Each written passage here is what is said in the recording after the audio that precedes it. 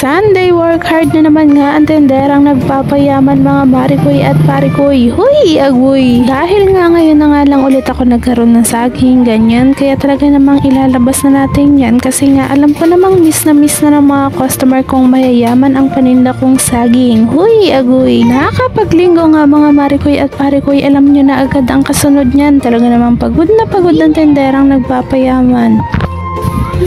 Isa?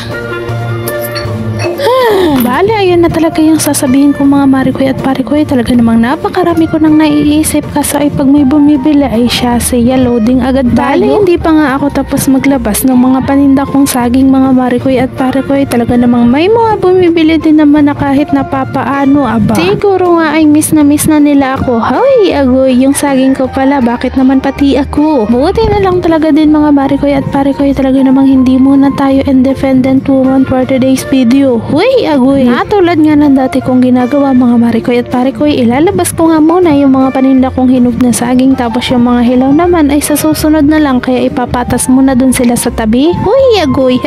So dyan namang miss na miss nga nitong mga customer kong mayayaman itong aking panindang saging. Hamakin nyo aba ay hindi pa nga tayo tapos maglabas ay nandyan na agad sila. Halos isang linggo nga ay isang linggo pala talaga mga marikoy at parikoy na wala akong panindang saging. Aba ay nagpahinga muna ako kasi nga sobrang init, ganyan, talaga namang natutuyot na yung mga saging. At mga nakaraan nga, di kayo umuwi din naman ako ng probinsya namin, kaya hindi muna ako nakapagtinda. Pero sa totoo nga lang mga marikoy at parikoy, medyo ngayong mga panahong ito, halaan dyan na naman tayo sa napakagulong eksplanasyon. Sa mga panahong ito nga mga marikoy at parikoy, hindi masyado kagandahan ang mga panindang saging kasi nga tag-init. Yun, tipong kahit hindi pa sila hinog, ay talaga namang nangingitim na. Pero nagpapasalamat pa rin ako na kahit na nga papaano, abay, may nabili pa din naman. Sa aming mga tendera nga mga marikoy at parikoy, hindi talaga maiiwasan yung mga panahong ganaring napakatumal. Pero kahit na nga ganun, aba, hindi tayo susuko kung yung mayayaman nga ay tuloy-tuloy ang pagtatrabaho at pagkikita ng pera ay paghahanap pala ng pera ay talaga naman hindi pa rin nga sila tumitigil sa pagtatrabaho, ganyan, sa paghahanap ng pera, ng pagkakakitaan ng kanya-kanyang business ay hindi pa rin nga sila tumitigil sa pagkayot.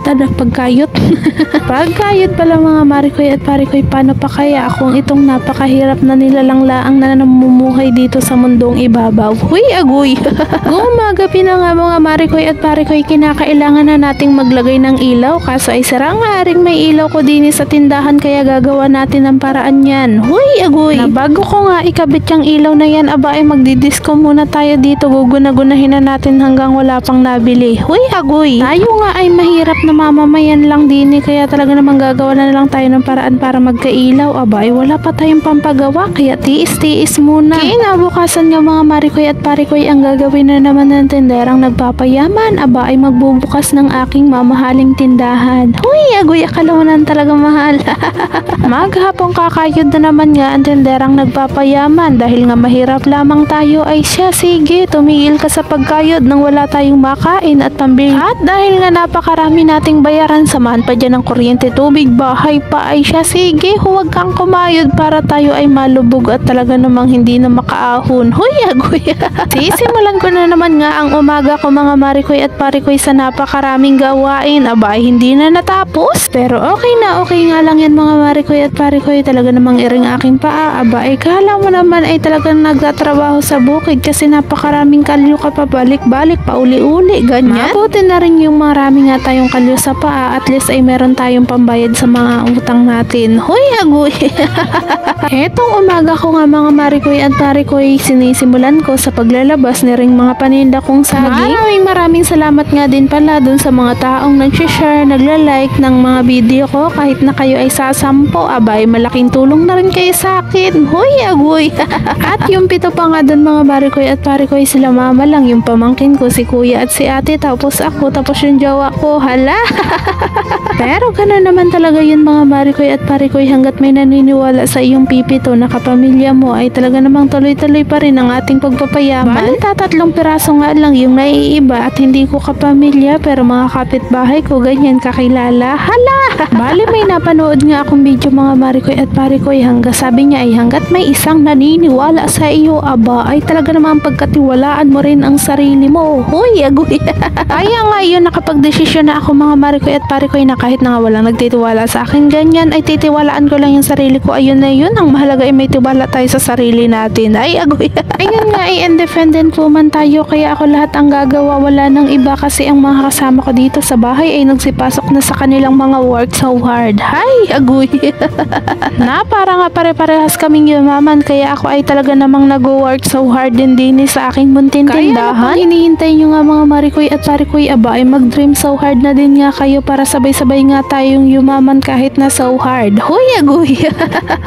Bale, nagwawalis na nga din pala dito ang tinderang nagpapayaman. Alam nyo na, para naman maganda-ganda tignan ang ating tindahan kahit nakakaunti ang laman. Hala!